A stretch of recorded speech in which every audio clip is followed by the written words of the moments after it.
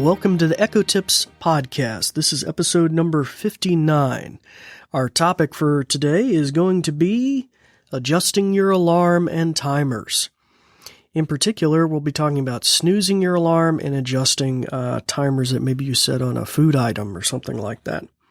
But before we get too far into the details of doing that, we'll have a brief message about our podcast, and then we'll be right back.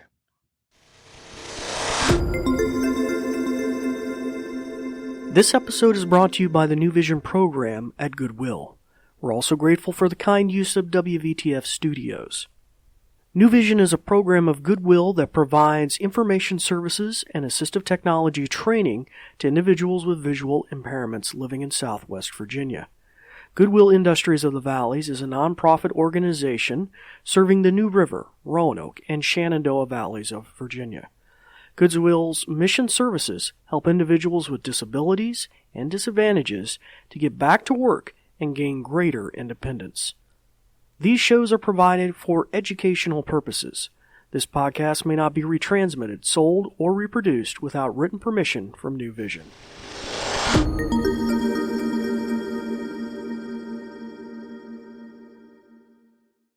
Well, welcome right back.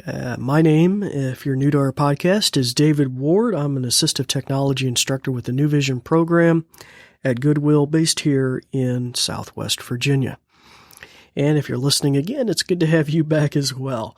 So in times past, especially in season 1, we discussed alarms, timers, reminders, a lot of different skills. We talked about calendar items, a lot of things connected with keeping track of what's going on in your life.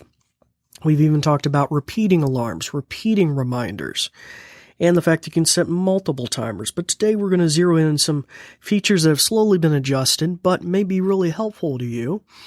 And one is the ability to snooze your alarm, like I do many times when it goes off in the morning, or the ability to maybe adjust a timer that's already in play. Maybe you got a turkey cooking in the oven or a lasagna and you need an extra 10 or 15 minutes on it, but you don't want to delete a timer and have to create one all over again. So we'll talk about both of those things today.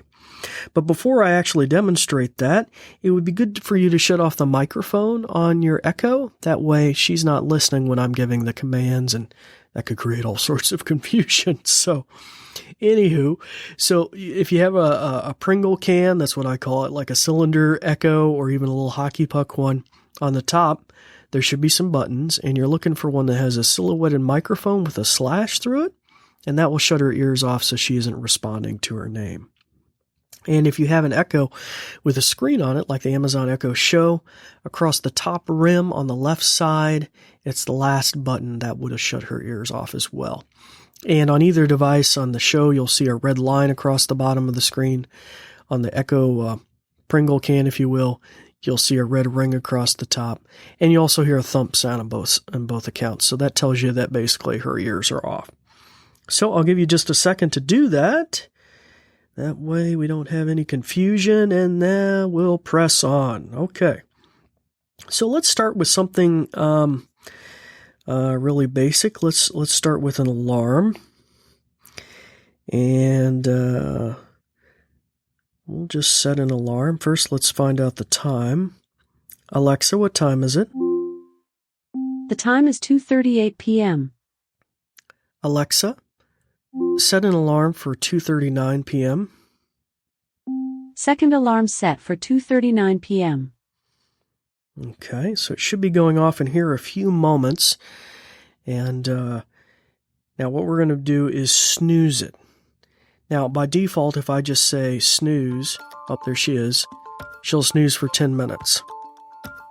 I can, however, say to snooze for a minute, for 15 minutes, 30 minutes, whatever. I could specify an increment. For our purposes, I'll just say, Alexa, snooze. Snoozing. Okay, so there you go. She's snoozing now. So she'll go off in about 10 minutes and do the exact same thing again. Now, in case you were curious, this will also work for alarms that wake you up to music or to a radio station or anything like that, which is what I do every morning. And mine wakes me up to Dave's wake up playlist, basically. And so if you snooze that, it'll come back on in 10 minutes. And so it's pretty cool. All right. Now we're going to try and adjust our timers. Imagine you're cooking something and you need to adjust a timer. Okay. So let's say it's a pizza and you need an extra 5 minutes. So Alexa, create a 30-second timer called Pizzas in the Oven. Pizzas in the oven timer, 30 seconds, starting now. Now, obviously, time is going by. I hear it go, or I know it's getting, I poke my head in, it's say maybe 20 minutes. I go, oh, it needs an extra 5 minutes. I need to tack on an extra 5 minutes, or it's just going to need more time. And I could say, Alexa, how much time is left on the timer? There's less than 10 seconds left on your pizzas in the oven timer. Alexa, add 1 minute to timer. 1 minute added. And there you go. I've just added an increment to the current timer. Now, Alexa, status of timer. You have 40 seconds left on your pizzas in the oven timer. Okay. So there you go. It's that easy. Alexa, delete my timer. Pizzas in the oven timer canceled. So that gives you just a brief idea about how you can adjust a timer and about how you can snooze an alarm.